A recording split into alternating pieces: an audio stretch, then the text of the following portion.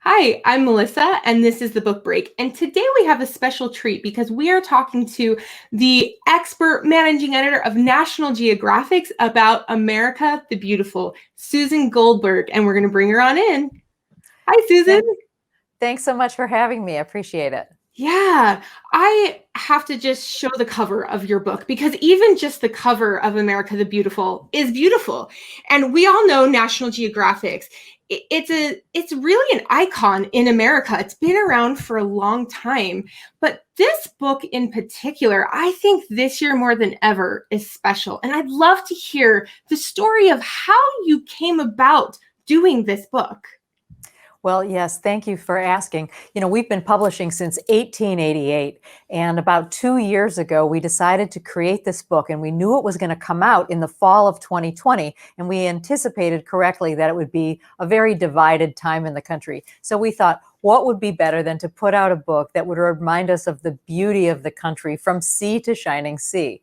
What we didn't know, of course, was that in addition to the terrible political atmosphere, we would all be living through this awful pandemic and having a very hard but necessary discussion about racial equality and injustice. So I'm Yeah. really happy that this book comes out right now in the middle of that, because this does remind us how much more there is that unites us than divides us.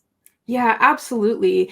And one of the things that I thought was so interesting about this book, and maybe because I live in a state full of fun nature, is not just pictures of people, but the pictures of nature and beautiful pictures. And along with the poem and the song that we're all so familiar with, America the Beautiful, you have pictures to go along with this. That's true. And we took that America the Beautiful poem, which was first written in 1893, and we sprinkled it throughout the book. So, none of us can actually go on a road trip right now, but if you page through the book, it's as if you are driving across the country and really, seeing into every corner of our beautiful land. So when the poem talks about amber waves of grain, it was when the woman who wrote it, Catherine Lee Bates, was taking a train trip and she got to Kansas, and that's the view that she saw out her window. Or when she writes about purple mountain majesties, it was when she saw the Rocky Mountains for the very first time. And you can see them there, just so epic and so beautiful. So she wrote this heroic kind of patriotic poem. And we all know that first stanza, it's the one that we sing, that many of us wish were the national anthem. But the poem goes on for three more stanzas. And, I don't think most people know that poem, know the whole poem, know the backstory of it, or even know who wrote it. So I'm really happy that we've been able to kind of reintroduce this important piece of American history, to the reading public. Yeah, absolutely. And, this book has over 300 images in it. So I'm curious, how do you go about getting all this? Now, National Geographic has been around a long time. I'm sure you have a lot of photographers that you work with, but how do you even go about picking the photographers and the pictures? Well, the toughest part is picking those pictures. I mean, we have one of the most amazing archives in the world. We have more than 64 million print and digital images in our archive. So narrowing it down to about 300 pictures from all 50 states, 6 territories, and Washington, D.C. was really, really tough. But we are so lucky because we can work with the best photographers in the world, and we've been doing that for well over 100 years. So at any given time, we're working with about 150 photographers all over the world. And so those are the pictures that we can choose from. And in this case, we narrowed that down to the United States. Yeah, absolutely. And, one of the very first images in this book that strikes me is actually the one of Alaska. And what I thought was really neat about this one is not only do we get the beautiful northern lights that we're all familiar with, or at least wish we were, but we hear about each of these states from a prominent person. And in Alaska, we hear about Jewel. I'd love to hear from you about how you talked to Jewel. How did she even come up with her amazing statement in here?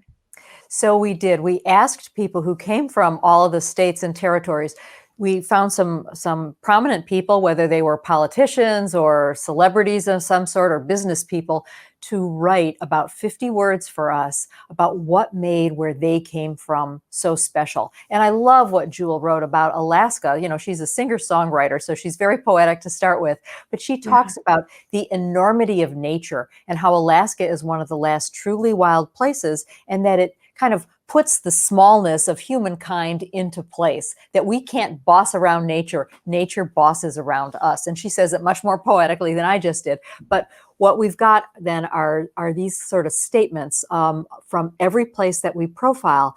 And to me, it makes the book so relatable because all of us feel that where we came from is special. And I learned a lot too about the entire country just reading through these books.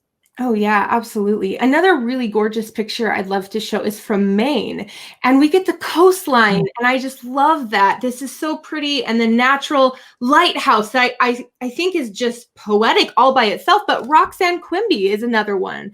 And Yeah. we have another from Ohio with LeBron James, and this is kind of the quintessential small town look. Right. Well, LeBron James, you know, the basketball player, sort of an international superstar. I love what he writes about Ohio. He's from Akron, Ohio, and what he says is, before anyone ever cared where I would play basketball, I was a kid from Northeast Ohio. In Northeast Ohio, nothing is given, everything is earned. You work for what you have. No matter where I go in the world, I'll always be from Ohio. And so I thought that he really summed up in just a few words, you know, how deep all of our roots are to wherever it was that we came from and what makes that place special to us. I just thought that was sort of a beautiful sentiment. Yeah, absolutely.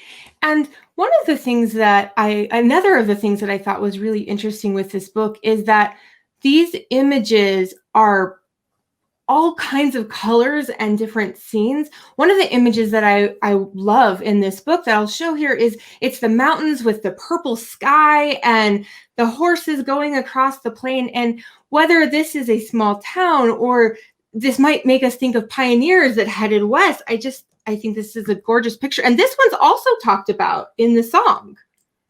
Well, this is from Montana, and I just think it is such an epic, an epic, iconic picture of the U.S. West. I mean, if you go out west right now, if you're lucky enough to live out there right now, you can still see a scene that looks very much like that. So it's one of the things I hope that people will take away from this book is they'll start putting together a travel bucket list again for when we can get back out on the road and look at a picture like that and decide, hey, I want to go see that myself, because we are all, I think, a little bit stir crazy, all itching to travel. And this book reminds you that there is so much to see just in our country.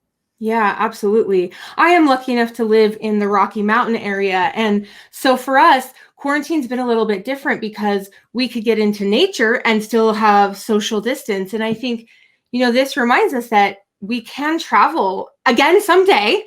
And this is going to give us some really beautiful ideas of places to go when we get to.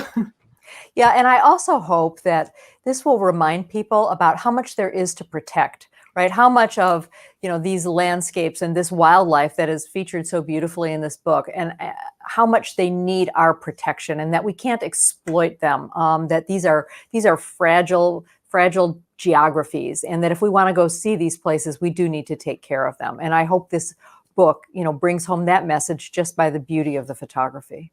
Yeah, and I think it does that very well. I think that this is not only a coffee table book, as we have always called these, but also this is a book to sit down with your family, go through these with your children or your other loved ones. I know that for myself, when I look through this book, I can't help but think of stories that go along with each of these states. And if I haven't been there, it gives me someone else's story to look at too. Well, that's true. I can really see, a family using this book to take a virtual tour across the United States and, look at what makes each area of the country, because they're grouped sort of by geography, what makes each area unique and special and just stunningly beautiful. I know we keep using that word, but I am really struck as I look at it just by, by the preciousness of the landscape and just how jaw-dropping it really is.